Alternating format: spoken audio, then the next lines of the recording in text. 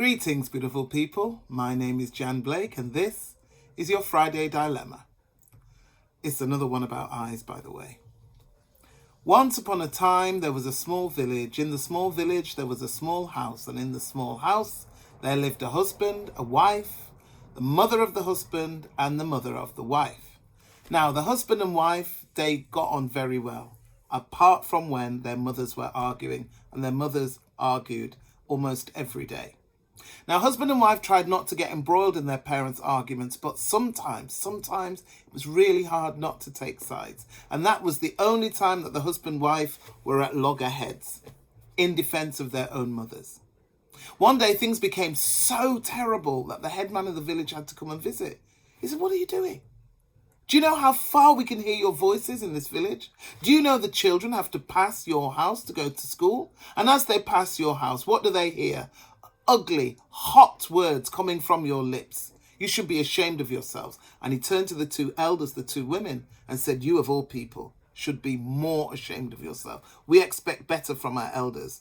And the two women, they hung their heads in shame, and the husband and wife, they looked from one to the other, and they were ashamed of the way their parents behaved. So the family made a pact. No matter what happened, they would not use hot, angry words. They would use calm, soothing words to try to get to the bottom of the situation. If they needed help, they would call the headman.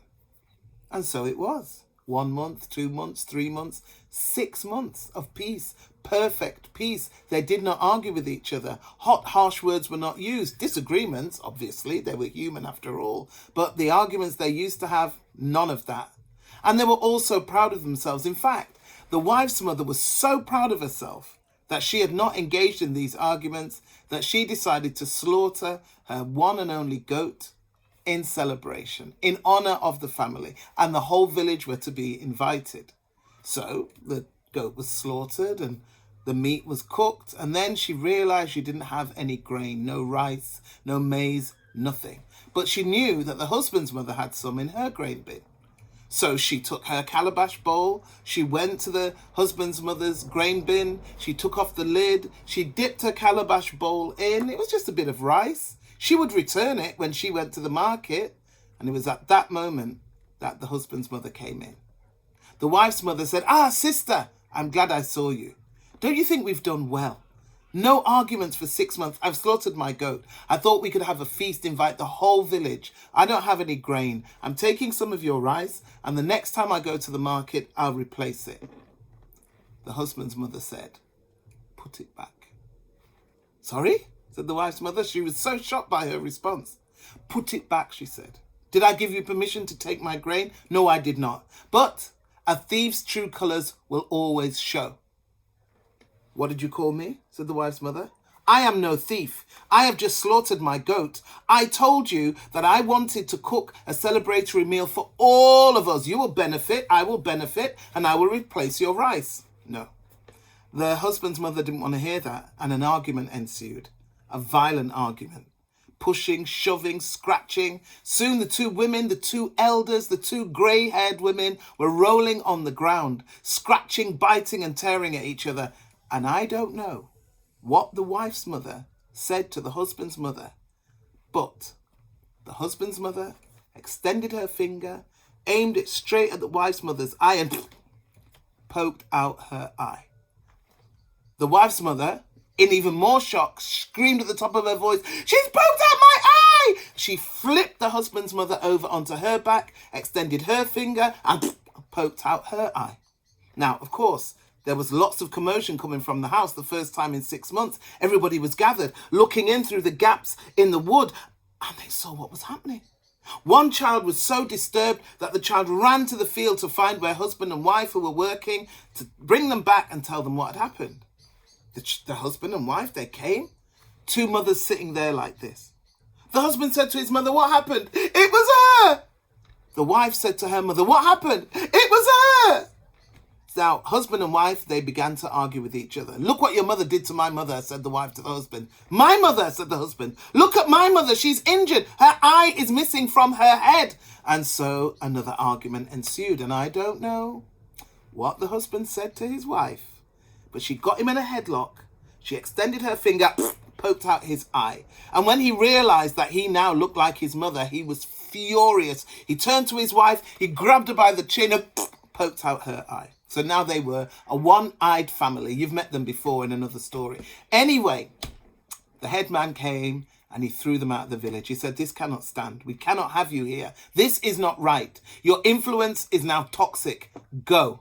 And they were forced to leave. They had to leave the bones of their ancestors behind, knowing full well that no one now would tend to their bones. And they were ashamed. Husband, wife, mother, mother-in-law, all of them walked together. They were ashamed. The two older women said, let us die here in the desert. We don't deserve to live. We've let you down. And the husband, he said, no, mothers, our behavior brought us here. And our behavior can take us to a new place if we can just change. Sit, he said. I see up ahead a configuration of stones. That configuration of stones tells me there's something that will sustain us on our journey. And when we've taken of that thing, then we can decide what to do. So the husband, he walked forwards, he dug under the stones and he pulled out, to his surprise, a small leather pouch. His wife said, what is it? He opened the pouch and of course, you knew it. It was an eye. He put the eye in his head. And his wife said, what is it? And he said, it's eyes. And his wife said, does it work? He said, yes, I can see the up, the down, the right, the left, the back, the front. I see you, my love. She said, is there one in the bag for me? So he felt around in the bag and he pulled out an eye. He went to his wife and he put the eye back in his wife's head. And he said, does it work? She said, yes. I see the up, the down, the right, the left, the back, the front. I see you, my love. And then his mother said, is there one in the bag for me? And her mother said, is there one in the bag for me? There was only one eye left. There were only 3 eyes in the bag, but 4 heads. And his mother said, well? And his mother-in-law said, well? And he said, well? And his mother said, listen, if you don't give me that eye, I will kill myself. His mother-in-law said, if you don't give me that eye, I will take my daughter away from you, go back to the village and make sure the news goes out everywhere that you are a wifeless husband. The most shameful thing that there is. For a mother to take back her daughter, you will be tainted. Give me the eye. He didn't know what to do. He looked to his wife. His wife didn't want to get involved. And so the question is left with you. Who should get the eye? Should it be his mother? Should it be her mother? Or is there another alternative? I'll leave that to you.